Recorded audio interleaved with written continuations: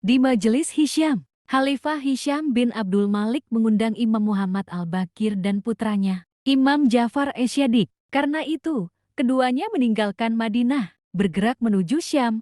Tujuan undangan, Hisyam sebenarnya hendak menunjukkan kebesaran kerajaannya. Setibanya di Syam, Imam Al-Baqir memasuki istana. Yang ketika itu, Hisyam duduk di atas singgasana dengan dikelilingi oleh pengawal bersenjata dan di depannya ada golongan alite yang siap berlomba memanah. Hisyam berkata, "Ya Muhammad, coba kau bertanding melawan orang-orang ini dan bidikkan panah ke sasaran." Imam berkata, "Sesungguhnya aku sudah lama meninggalkan permainan memanah. Maafkan aku." Hisyam menolak alasan Imam dan memaksanya untuk melakukannya. Ia pun menyuruh seorang tokoh dari Bani Umayyah untuk mengambilkan panah dan busurnya. Akhirnya, Imam menerimanya dan meletakkan anak panah itu pada busurnya. Kemudian ia lesatkan ke sasaran dan tepat mengenai titik pusatnya. Untuk kedua kalinya, beliau membidikkan anak panah hingga yang ke-9 kali.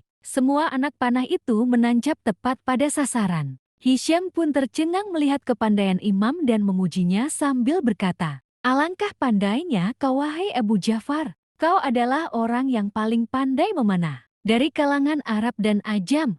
Beginikah kau katakan, aku sudah lama meninggalkan permainan memanah." Kemudian, Hisyam menuntun Imam Al-Baqir dan mendudukkannya di sampingnya. Ia berkata, "Wahai Muhammad, bangsa Arab dan Ajam akan senantiasa mengikuti orang-orang Quraisy lagi di tengah-tengah. Mereka ada orang sepertimu. Demi Allah, siapa yang mengajarimu memanah? Dan pada usia berapakah kau mempelajarinya?" Imam menjawab, "Aku belajar di masa aku masih kecil, kemudian aku tinggalkan." Hisyam berkata, "Aku tidak pernah menyangka bahwa di atas bumi ini masih ada orang yang memanah seperti ini. Apakah Ja'far putra Imam juga dapat memanah seperti ini? Apakah dia juga dapat memanah sebagaimana engkau memanah?" Imam menjawab, "Kami Ahlul Bait Nabi mewarisi kesempurnaan dan kelengkapan yang keduanya. Tuhan turunkan kepada nabinya dalam firman-Nya, 'Pada hari ini telah aku sempurnakan bagimu agamamu dan